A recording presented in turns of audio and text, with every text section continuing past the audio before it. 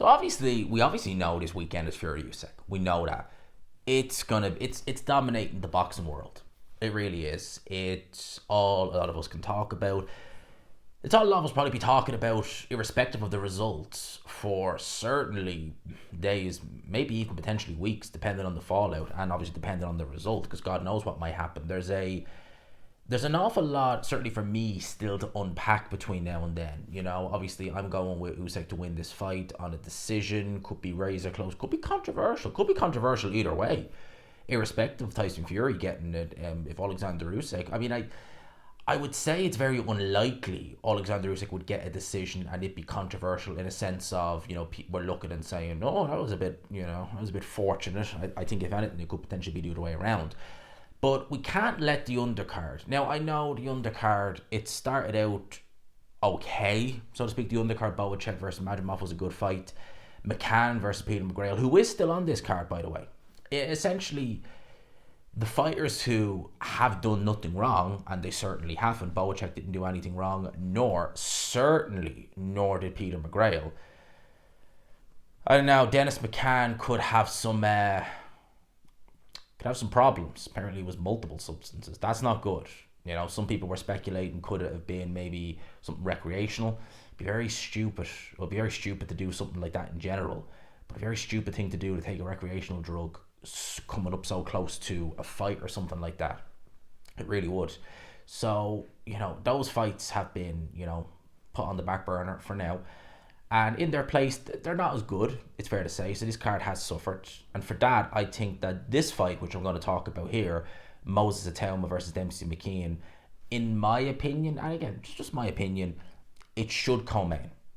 Because I think that although Ishmael Davis is a good fighter, I am not trying to undermine or knock Ishmael Davis in the slightest. I'm certainly not trying to do that.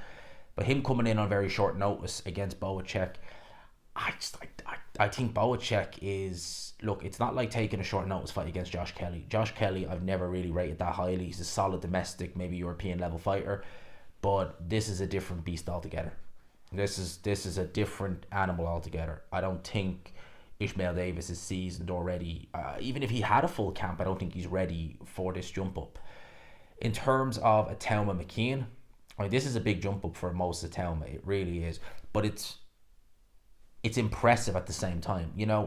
We look at someone like a Dempsey Mckean, or we say, "Oh, Itauma should be beating him, this, that, and the other," and how good is he? Well, listen, Mckean, I'd seen him previously, and obviously I saw his fight with Hrgovic, and I looked and I said, okay, he's not that good. He's not, completely terrible. He's not, a garbage fighter by no stretch of the imagination, but he's not going to be troubling these guys at world level. His only loss is still to Filip Hrgovic, a fight in which he lost by stoppage in the 12th round, the final round. Now, a lot of us, and myself included, were asking questions. Hrgovic early on in his career looked promising, kind of stagnated a little bit. We didn't see any jaw-dropping performances, had a very shaky performance against Zhilei Zhang, and that win has aged like a fine wine. It really has. Whether you believe he deserved to get it or not, it's a fair point. But nevertheless, it's still a win, nonetheless, it's a win on the column.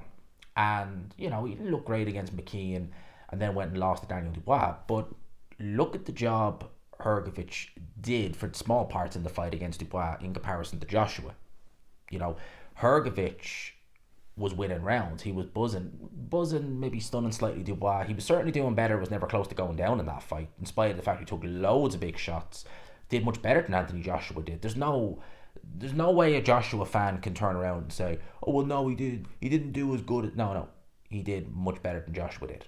This just this end off. He wasn't bounced off the canvas multiple times and nearly knocked out cold.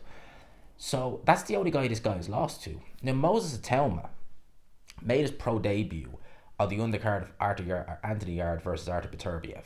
Alright, that's when he made his pro debut. I actually interviewed him in the arena across from the OVO, is where Frank Warren normally does it.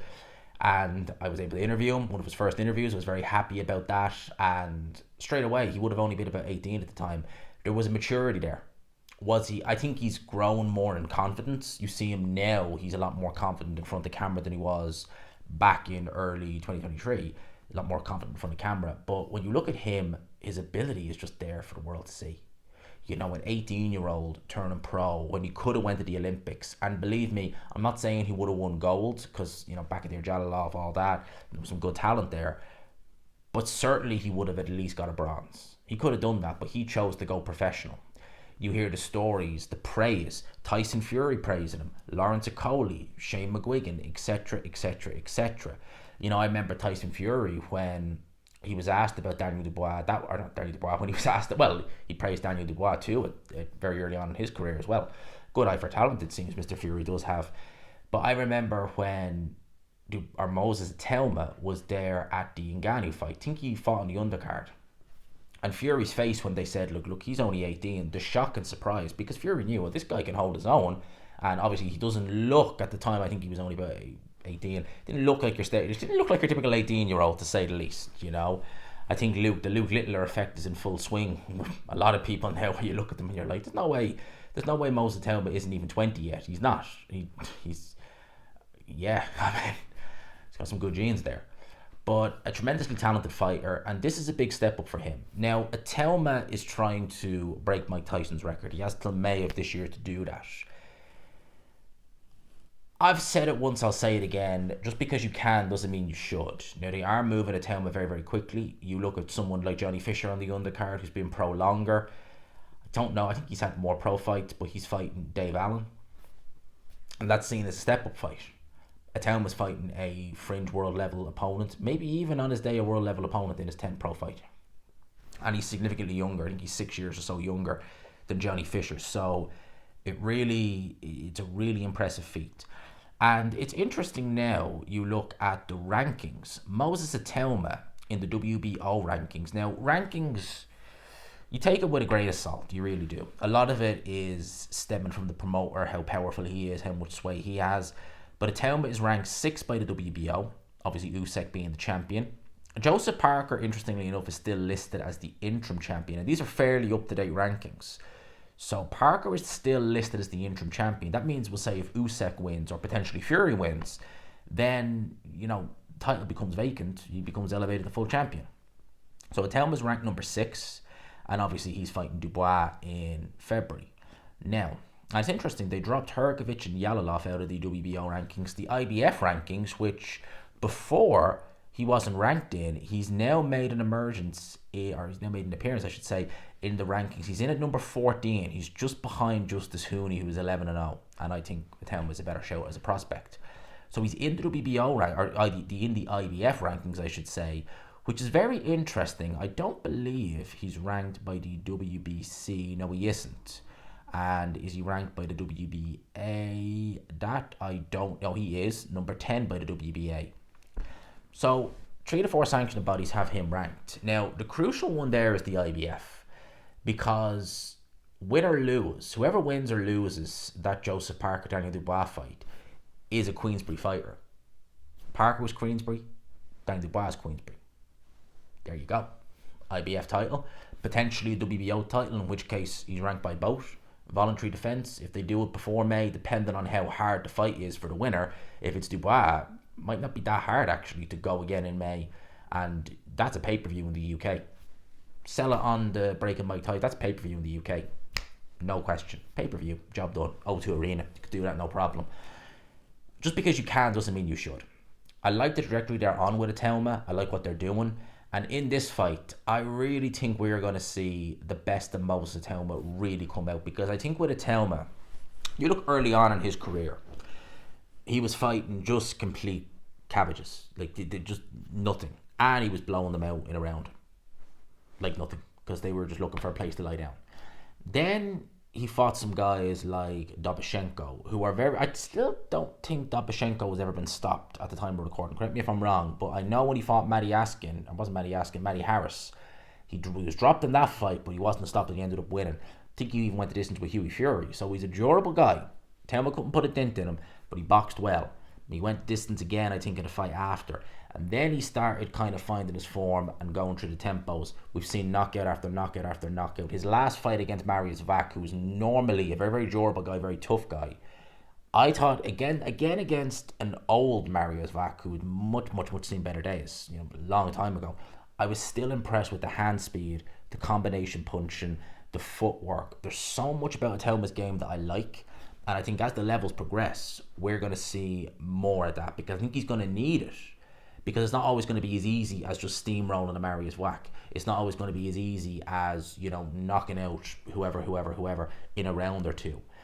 What I love to see with Itauma is when he lets those hands go. Because I'm telling you now, this isn't just hype. When he lets those hands go, Andy Ruiz, Joseph Parker, he gives them a run for their money with that hand speed. When he throws in combinations, the speed, it's absolutely incredible. It really genuinely is incredible to see the speed he has.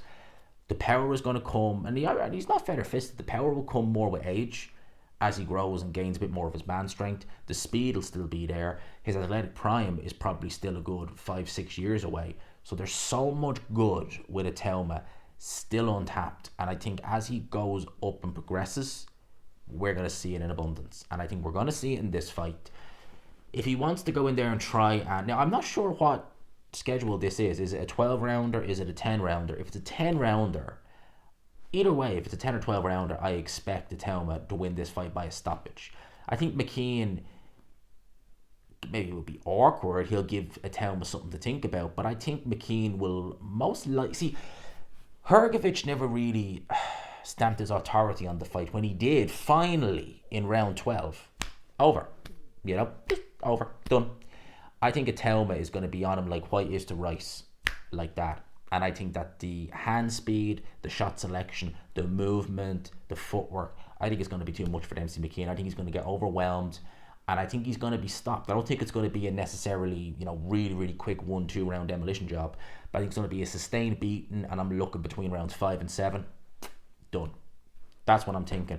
I think that we're going to see a big statement in this fight from young Moses Itauma. I really do. I think he turns 20 just after Christmas, I think is his date of birth. So I think it's going to be an early birthday present. A big win against Dempsey Mckean, and I think he's going to do it in impressive fashion. I think people are going to look and say, again, well, how good is Hrgovic? It took him 12 rounds to do that. Hrgovic, a guy in his early 30s, 250 odd pounds. How come he couldn't do that? How come it took him 12 rounds and this 19-year-old kid, this young adult, can do it? I think a few people are going to be saying that post-fight. But my pick, Itauma win this fight, mid-round stoppage, overwhelm Dempsey Mckean. What he does in 2024, 2025, well, let's wait and see. I'll do a post-fight review, of course, but I probably will, over Christmas, do a video on Itauma and just, how would I explain it? Kind of maybe map out how I'd like to see him move next year. That's not to say it will happen, as in like what I say they'll do, but I'd quite like to do a video where you're kind of mapping out of what I would like to see the progression from Moses Itauma. Because honestly, Fury, Usyk, Joshua, if you want to focus on just British heavyweights, Dillian Whyte, Joshua, Fury, whether you like it or not, there's a good chance that 2025 is the last year we see of all of them in the ring. And who was there to take their place? Dubois, Itauma, maybe Fisher, but I think he is going to be...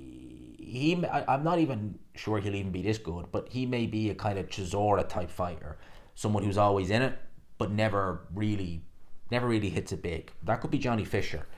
I look at Itauma and it's just like, you're going to be around for the next decade, and you are going to be an absolute phenomenon in the heavyweight division. And Daniel Dubois, he is going to be, I think he'll be the flag bearer for British boxing moving forward, probably into next year. I think we're really at an impasse in the heavyweight division, certainly in Britain, and where it's going. I think we need to look at the likes of Anthony Joshua, the likes of Tyson Fury, Dillian Whyte, and the reason I use those three in particular is they were the guys of this last era. They really were. Dillian Whyte was doing the pay-per-views. Anthony Joshua, need I say any more? Likewise, Tyson Fury. It's not going to go on forever. They're not going to be able to fight forever. And if they carry on any longer, well, Dillian Whyte, if he carries on in general, but Joshua and Fury, if they carry on any longer than a year, I don't even think they have that in them. I really don't think Joshua has that in him after that performance against Dubois. I'm not too sure about Tyson Fury, but I don't see it. So we need this next crop, and I'm hoping that someone like in Itauma will maybe inspire other. I know I'm going off on a tangent here, but maybe someone like Itauma, turning pro as young as he has, 18 years old, maybe he will inspire other people in or around his age who are maybe thinking, do I need to really go? If I have the talent and I can do, why don't I follow Moses? Why don't I follow Daniel Dubois? I hope we see that. I hope it inspires that, because I think British boxing needs it. It really does, you know. I think we're seeing the likes of kind of the guys of the past. You know, Chris Eubank is coming to the end. I think Billy Joe is pretty much gone. Sonny Edwards, we saw what happened there. I think we need these new names. And I think next year we're really going to see a big kind of breakout of new names in British boxing. And I think Itauma was going to be at the forefront. But I'm going off on one there. Let me know your thoughts in the comment section below. I hope you enjoyed it, people. Smash the like button if you could. Hit subscribe as always if you haven't already. Peace.